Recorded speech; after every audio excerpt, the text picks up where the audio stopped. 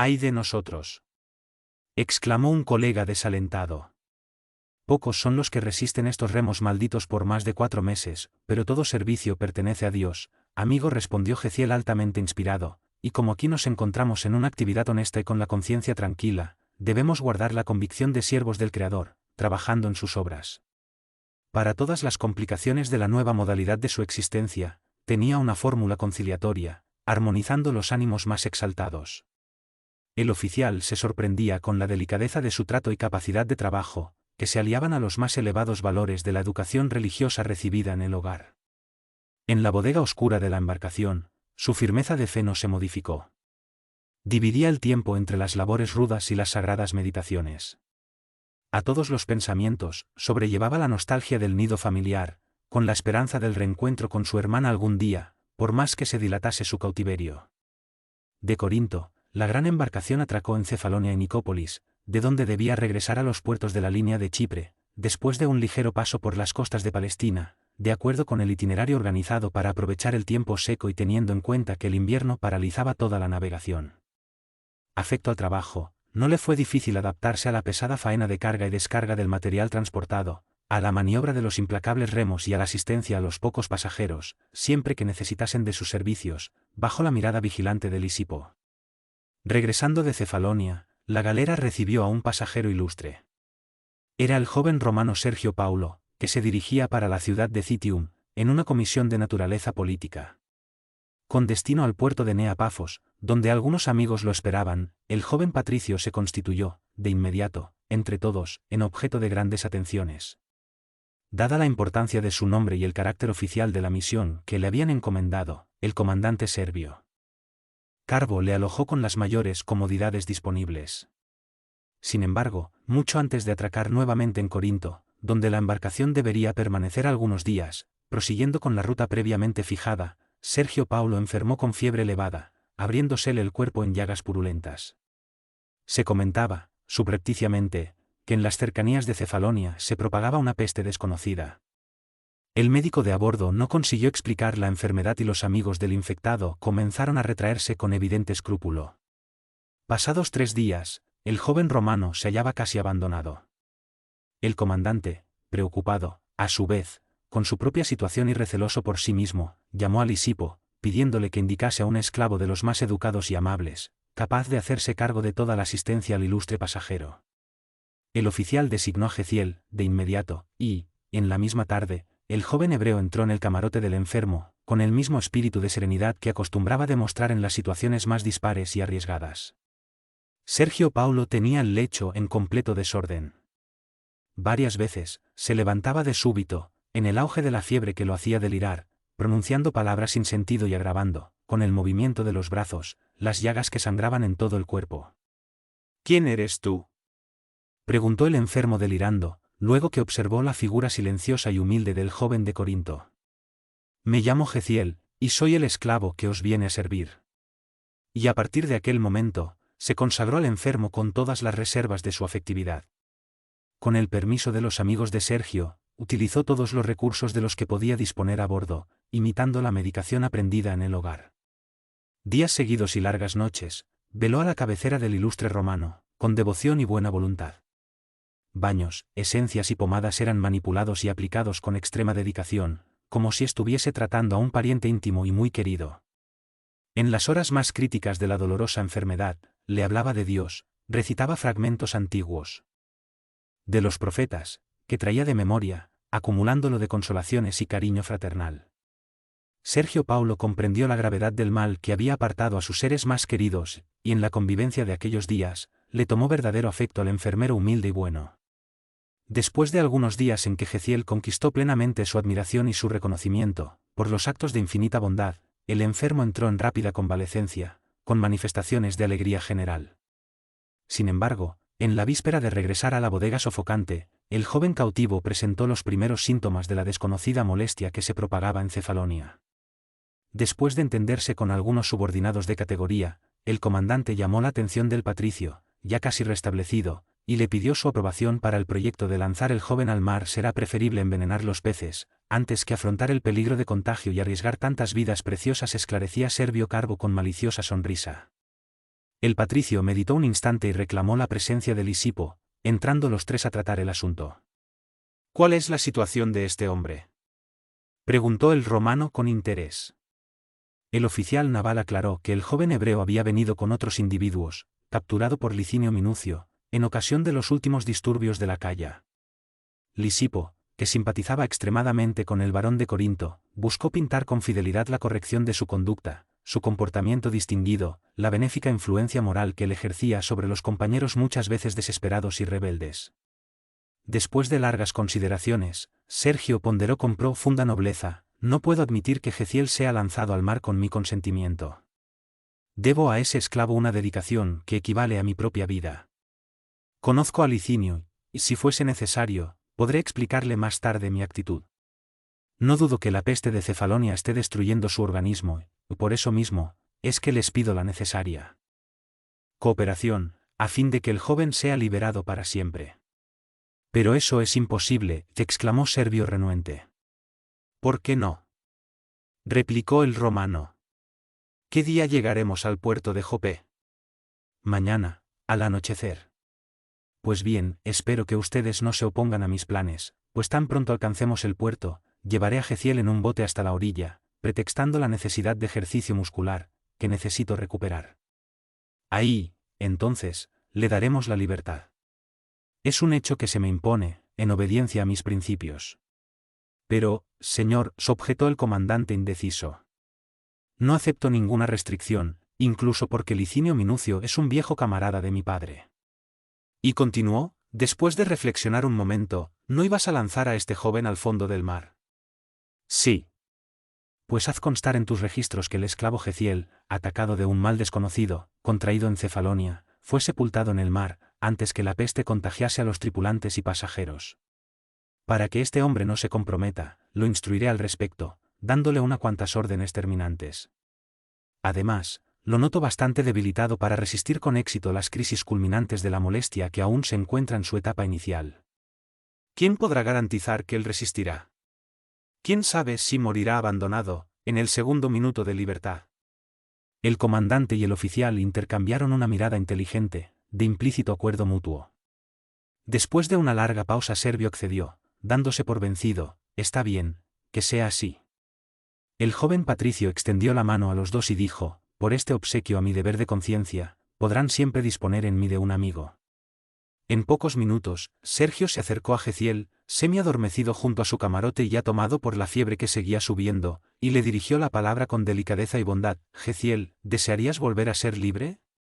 Oh, señor, exclamó el joven reanimando el organismo con un rayo de esperanza. Quiero compensar la dedicación que me dispensaste en los largos días de mi enfermedad. Soy vuestro esclavo, señor. Nada me debéis. Ambos hablaban en griego, y, reflexionando súbitamente en la situación de futuro, el patricio interrogó: ¿conoces el idioma común de Palestina? Soy hijo de israelitas, que me enseñaron la lengua materna en los más tiernos años. Entonces, no te será difícil recomenzar la vida en esta provincia. Y midiendo las palabras, como si temiese alguna sorpresa contraria a sus proyectos, afirmó: Geciel, no ignoras que te encuentras enfermo, tal vez tan gravemente como yo, hace algunos días. El comandante, atento a la posibilidad de un contagio general, dada la presencia de numerosos hombres a bordo, pretendía lanzarte al mar, pero, mañana por la tarde llegaremos a Jope y he de valerme de esa circunstancia para devolverte a la vida libre. Sin embargo, no desconoces que, procediendo así, estoy infringiendo ciertas determinaciones importantes que rigen los intereses de mis compatriotas, y es justo pedirte sigilo sobre lo que voy a hacer. Sí, señor, respondió el joven extremadamente abatido, intentando con dificultad coordinar ideas. Sé que dentro de poco la enfermedad asumirá graves proporciones, prosiguió el benefactor. Te daré la libertad, pero solo Dios podrá concederte la vida. Pero, en caso de que te restablezcas, deberás ser un nuevo hombre, con un nombre diferente. No deseo ser inculpado de traidor por mis propios amigos y debo contar con tu cooperación. Os obedeceré en todo, señor. Sergio le lanzó una mirada generosa y terminó: tomaré todas las providencias. Te daré algún dinero para que atiendas a tus primeras necesidades y vestirás una de mis viejas túnicas, pero, tan pronto como te sea posible, vete de Jope hacia el interior de la provincia. El puerto siempre está lleno de marineros romanos, curiosos y maleficentes. El enfermo hizo un gesto de agradecimiento, mientras Sergio se retiraba para atender al llamado de algunos amigos. Al día siguiente, a la hora esperada, el caserío palestino estaba a la vista. Y cuando lucían los primeros astros de la noche, un pequeño bote se aproximaba al lugar silencioso de la orilla, tripulado por dos hombres cuyas figuras se perdían en la sombra. Después de unas últimas palabras de buenos consejos y despedida, el joven hebreo besó, conmovedoramente, la diestra del benefactor, que volvió a la galera apresurado y con la conciencia tranquila. Al comenzar a dar los primeros pasos, Jeziel se sentó presionado por los dolores generales que invadían todo el cuerpo y por el abatimiento natural, consecuencia de la fiebre que lo consumía. Ideas confusas le danzaban en el cerebro. Quería pensar en la aventura de la liberación, deseaba fijar en la mente la imagen de su hermana, que habría de buscar en la primera ocasión, pero un extraño sopor disminuyó sus facultades, acarreándole una somnolencia invencible. Miró, indiferente, las estrellas que poblaban la noche refrescada por las brisas marinas. Observó que había movimiento en las casas próximas, pero permaneció inerte en el matorral en el que se acogió, junto a la playa. Extrañas pesadillas dominaron su reposo físico, mientras el viento le acariciaba la frente febril. De madrugada, despertó al contacto de unas manos desconocidas, que le revisaban atrevidamente los bolsillos de la túnica. Abriendo los ojos, somnoliento, notó que las primeras claridades de la alborada adornaban el horizonte. Un hombre de fisonomía sagaz se inclinaba sobre él, buscando algo, con una ansiedad que el joven hebreo adivinó de pronto, convencido de haberse topado con uno de esos malhechores comunes, ávidos de la bolsa ajena. Se estremeció e hizo un movimiento involuntario, observando que el asaltante inesperado alzó la mano derecha, empuñando un instrumento, con la manifiesta intención de exterminarle la vida. «No me mates, amigo», balbuceó con la voz trémula. Al escuchar esas palabras, dichas conmovedoramente, el maleante contuvo el golpe homicida. «Os daré todo el dinero que poseo», remató el joven con tristeza. Y, hurgando en la faltriquera en la que guardaba el escaso dinero que le había dado el patricio, se lo entregó todo al desconocido, cuyos ojos fulguraban de codicia y placer. En un instante, aquella fisonomía sombría se transformó en el semblante risueño de quien desea aliviar y socorrer. «Oh, sois excesivamente generoso», murmuraba tomando posesión de la bolsa repleta. «El dinero es siempre bueno», dijo Jeziel, «cuando podemos adquirir con él la simpatía o la misericordia de los hombres». El interlocutor fingió no percibir el alcance filosófico de aquellas palabras y aseveró: «Pero, vuestra bondad dispensa la ayuda de cualquier elemento extraño para la conquista de buenos amigos. Yo, por ejemplo, me dirigí ahora para mi trabajo en el puerto, pero sentí tanta simpatía por vuestra situación que aquí estoy para cuanto os pueda valer». «¿Vuestro nombre?» «Irineo de Crotona, para serviros», respondió el interpelado, visiblemente satisfecho con el dinero que le repletaba el bolso. «Mi amigo», exclamó el liberto extremadamente debilitado, «estoy enfermo y no conozco esta ciudad, para tomar cualquier resolución. ¿Podéis indicarme algún albergue o alguien que me pueda dar la caridad de un asilo?» Irineo esbozó en la faz un gesto de fingida piedad y respondió: «Lamento no tener nada para poner a la disposición de vuestras necesidades, y tampoco sé dónde pueda existir un albergue adecuado para recibiros, como se hace necesario. La verdad es que, para la práctica del mal, todos están prontos, pero para hacer el bien». Pero, después, concentrándose por unos segundos, añadió: «Ah. Ahora recuerdo. Conozco unas personas que os pueden auxiliar. Son los hombres del camino». Algunas palabras más e Irineo se prestó a conducirlo al conocido más próximo, amparando su cuerpo enfermo y vacilante. El sol acariciante de la mañana comenzaba a despertar la naturaleza con sus rayos calientes y confortadores. Hecha la reducida caminata por un atajo agreste, sostenido por el maleante convertido momentáneamente en benefactor, Jeziel paraba a la puerta de una casa de apariencia humilde. Irineo entró y regresó de allá con un hombre de edad, de semblante agradable, que extendió la mano, cordialmente, al joven hebreo, diciendo: «¿De dónde vienes, hermano?». El varón se admiró de tanta afabilidad y delicadeza, en una persona que veía por primera vez. ¿Por qué le daba el título familiar, reservado al círculo más íntimo de los que nacían bajo un mismo techo? «¿Por qué me llamáis hermano, si no me conocéis?», interrogó conmovido. Mas, el interpelado, renovando la generosa sonrisa, añadía: todos somos una gran familia en Cristo Jesús. Jeziel no comprendió. ¿Quién sería aquel Jesús? ¿Un nuevo Dios para los que desconocían la ley? Reconociendo que la enfermedad no le daba libertad para reflexiones religiosas o filosóficas, respondió simplemente: Dios os recompense por la generosidad de la acogida. Vengo de Cefalonia, he enfermado gravemente en el viaje, y así es que, en este estado, recurro a vuestra caridad. Efraín, dijo Irineo dirigiéndose al dueño de la casa, nuestro amigo tiene fiebre y su estado general requiere de cuidados. Usted es uno de los buenos hombres del camino, y habrá de acogerlo con el corazón dedicado a los que sufren. Efraín se aproximó más al joven enfermo y observó: no es el primer enfermo de Cefalonia que el Cristo envía a mi puerta. Anteayer, otro surgió aquí con el cuerpo cribado de heridas de mal carácter. Además, conociendo la gravedad del caso, pretendo llevarlo a la tarde para Jerusalén. ¿Pero, es necesario ir tan lejos?, preguntó Irineo con cierto espanto. Solamente allá, tenemos el mayor número de cooperadores, aclaró con humildad. Oyendo lo que decían y considerando la necesidad de ausentarse del puerto en obediencia a las recomendaciones del patricio que se mostró tan amigo suyo, restituyéndole la libertad, Jeziel se dirigió a Efraín, en una apelación humilde y triste: por lo que sois. Llevadme para Jerusalén con vosotros, por piedad. El interpelado, evidenciando su natural bondad, accedió sin mayor extrañeza: irás conmigo. Abandonado por Irineo a los cuidados de Efraín, el enfermo recibió el cariño de un verdadero amigo.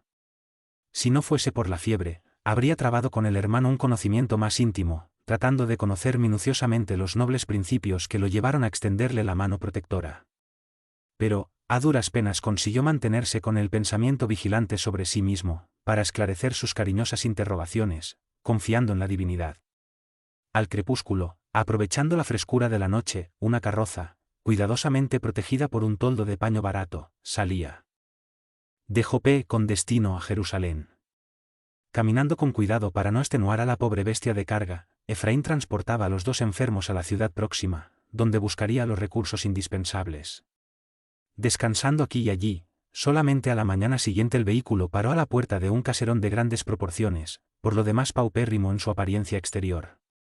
Un muchacho de semblante alegre vino a atender al recién llegado, que lo interpeló con intimidad: Urías, ¿podrás decirme si Simón Pedro está? Sí, está. ¿Podrás llamarlo en mi nombre? Ya voy.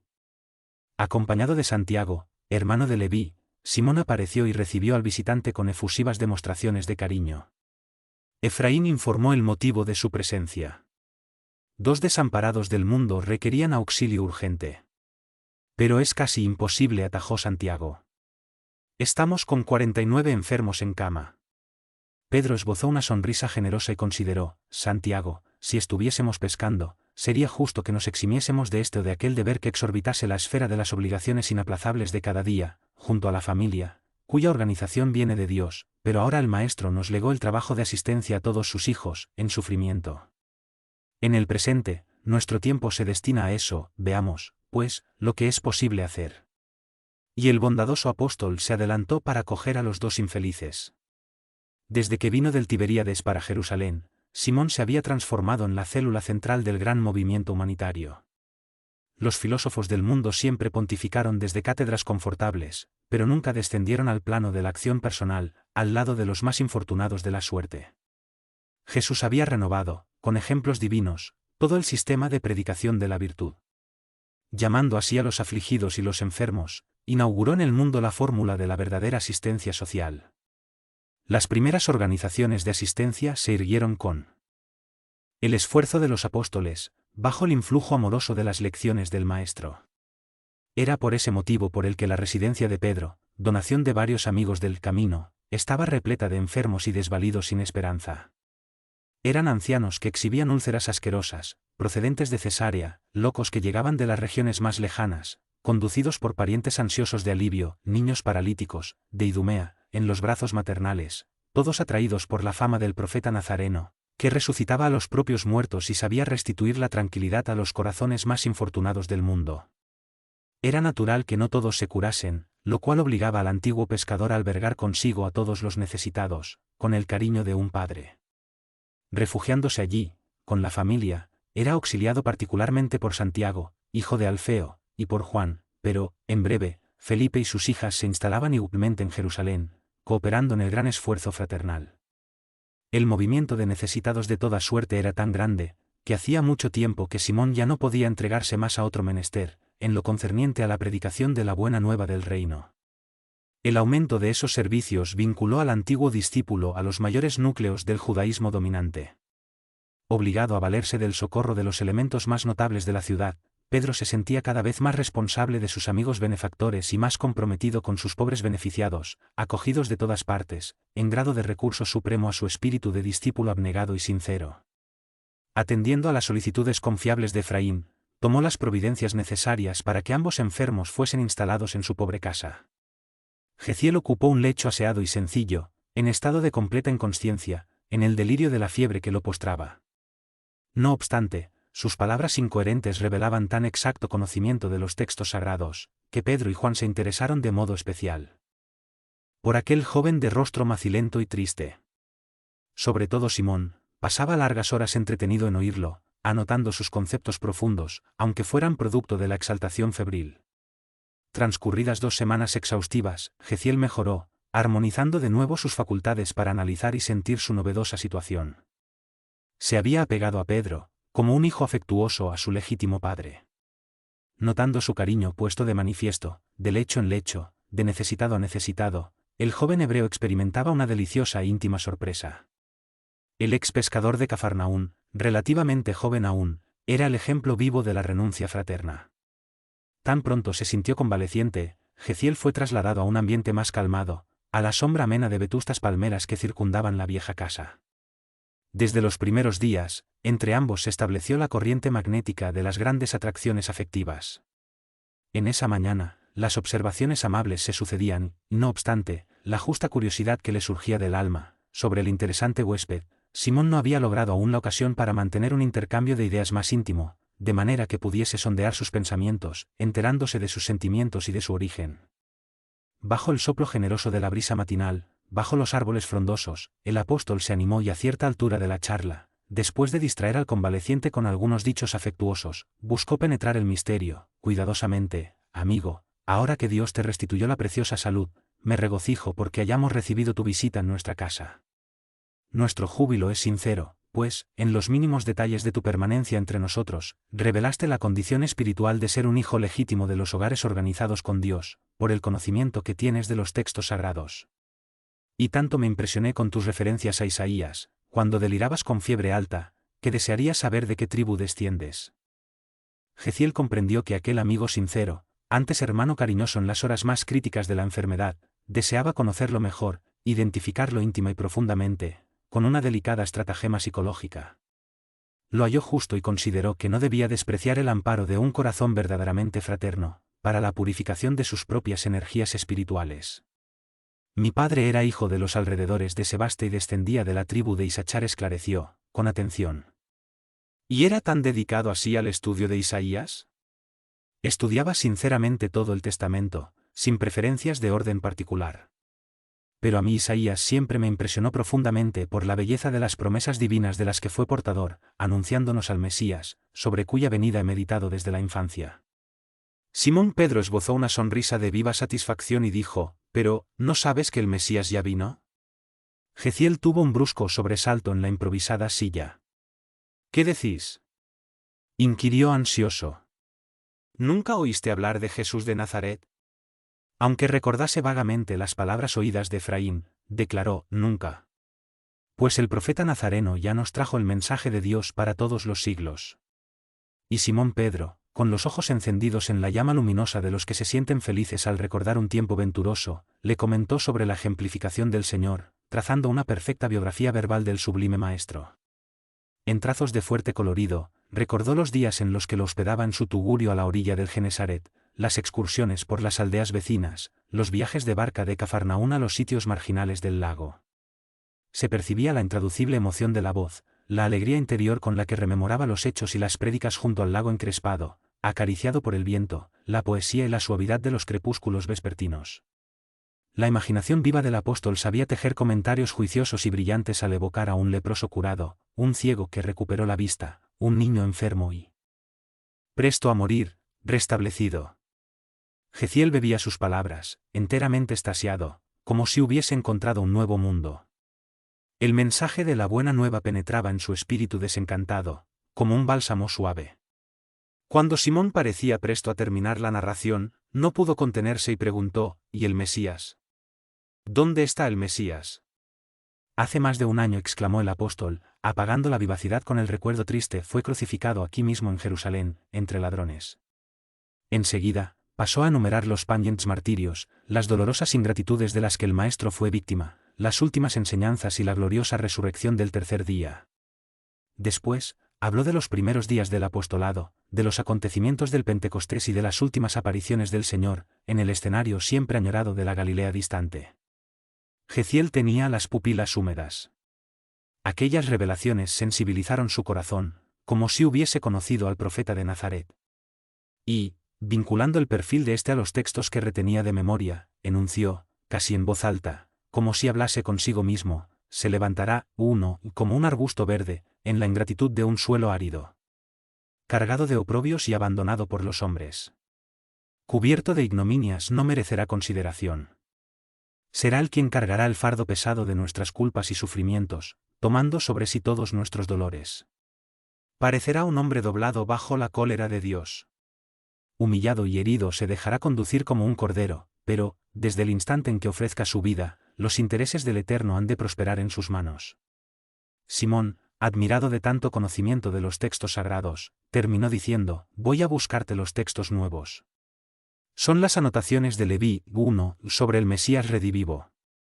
Y, en pocos minutos, el apóstol ponía en sus manos los pergaminos del Evangelio. Jeziel no leyó, devoró. Conoció, en voz alta, uno a uno todos los pasajes de la narración, seguido por la atención de Pedro, íntimamente satisfecho.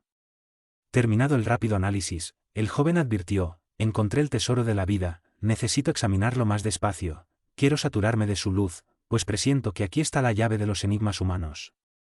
Casi llorando, leyó el Sermón de la Montaña, secundado por los conmovedores recuerdos de Pedro. Enseguida, ambos pasaron a comparar las enseñanzas del Cristo con las profecías que lo anunciaban. El joven hebreo estaba muy conmovido y quería conocer los mínimos episodios de la vida del Maestro. Simón intentaba satisfacerlo, edificado y gozoso. El generoso amigo de Jesús, tan incomprendido en Jerusalén, experimentaba una alegría orgullosa por haber encontrado a un joven que se entusiasmaba con los ejemplos y enseñanzas del incomparable Maestro. Desde que desperté de mi letargo en vuestra casa, dijo Jeziel, verifiqué que participaba de principios que no me eran conocidos. Tanta preocupación en amparar a los desfavorecidos de la suerte representa una nueva lección para mi alma. Los enfermos que os bendicen, como lo hago yo ahora, son tutelados por ese Cristo que yo no tuve la ventura de conocer. El Maestro amparaba a todos los sufridores y afligidos, y nos recomendó que hiciésemos lo mismo en su nombre, esclareció el apóstol enfáticamente. De acuerdo con las instrucciones del Levítico, dijo Jeziel, toda ciudad debe poseer, lejos de sus puertas, un valle, destinado a los leprosos y a otras personas consideradas inmundas. Sin embargo, Jesús nos dio un hogar en el corazón de aquellos que los siguen. Cristo nos trajo el mensaje del amor, explicó Pedro, completó la ley de Moisés, inaugurando una nueva enseñanza. La ley antigua es justicia, pero el Evangelio es amor. Mientras el código del pasado preceptuaba el ojo por ojo, diente por diente, el Mesías enseñó que debemos perdonar 70 veces 7, y que si alguien quiere sacarnos la túnica debemos darle también la capa. Jeziel se sensibilizó y lloró. Aquel Cristo amoroso y bueno, suspendido en la cruz de la ignominia humana, era la personificación de todos los heroísmos del mundo. ¿Cómo se aliviaba al analizarlo? Se sentía bien por no haber reaccionado contra el despotismo del que fue víctima. Cristo era el Hijo de Dios y no desdeñó el sufrimiento. Su cáliz transbordó y Pedro le hacía sentir que, en los instantes más acerbos, aquel maestro humilde y desconocido, en el mundo, sabía transmitir la lección del valor, de la renuncia y de la vida. Como ejemplo de su amor, allí estaba aquel hombre sencillo y cariñoso, que lo llamaba hermano, que lo acogía como un padre dedicado. El joven recordó sus últimos días en Corinto y lloró largamente. Fue entonces cuando, abriendo su corazón, tomó las manos de Pedro y le contó toda su tragedia, sin omitir nada y rogando sus consejos. Finalizando la narración, agregó conmovido.